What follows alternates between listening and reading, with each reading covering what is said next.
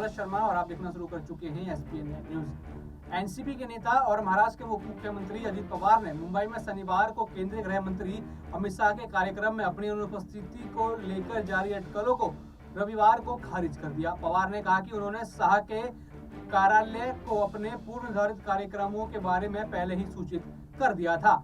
शाह भगवान गणेश के दर्शन के लिए मुख्यमंत्री एकनाथ शिंदे और उप मुख्यमंत्री देवेंद्र फडणवीस के आवास पर पहुंचे। वे मसूर लालबाग चा राजा पंडाल भी गए थे। इसके बाद शाह ने मुंबई विश्वविद्यालय में लक्ष्मण राव इनामदार मेमोरियल व्याख्यान दिया, जहां उन्होंने सहकारी आंदोलन के बारे में बात की। पिंपरी पिछवाड़ में संवाददाताओं से बातचीत में शाह के कार्यक्रम में उनकी अनुपस्थिति के बारे में पूछे जाने पर पवार ने कहा, मैं शुक्रवार को बारामती में था। मैंने पिंपरी, पुणे और बारामती के लिए क्रमशः रविवार, सोमवार और शुक्रवार को अपना समय आवंटित किया है। बारामती बाजार समिति, बारामती बैंक और सहयोग गृह निर्माण संस्था की बैठक शुक्रवार को बारामती में निर्धारित की गई थी।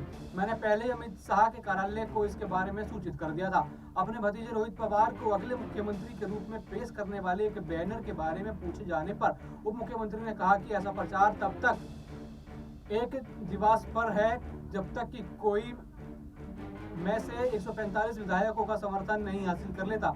अजित पवार ने इस साल जुलाई में एनसीपी में बगावत की और अपने गुट विधायकों के साथ शिवसेना भाजपा सरकार में शामिल हो गए।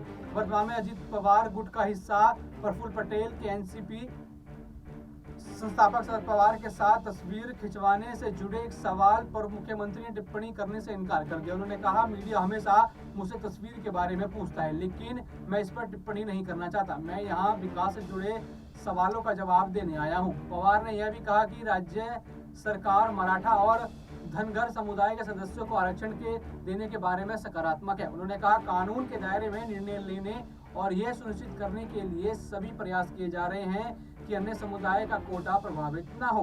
पुणे मेट्रो मार्ग विस्तार की स्थिति पर पवार ने कहा कि पिंपरी से निगरी मेट्रो विस्तार का प्रस्ताव पहले ही दिल्ली पहुंच चुका है। उन्होंने कहा, सिर्फ एक मंत्री के हस्ताक्षर का इंतजार है। जब मैं दिल्ली जाऊंगा तो संबंधित मंत्री से मिलूंगा और काम कराऊंगा। निगड़ी से कातरस तक के इलाके के निवासियों के लिए मेट्रो का सपना पूरा करने की दिशा में एक नया कदम उठाया जाएगा। और लगातार अटकलें महाराष्ट्र में इसीलिए शुरू हो जाती हैं क्योंकि महाराष्ट्र की राजनीति का कोई भरोसा नहीं माना जाता।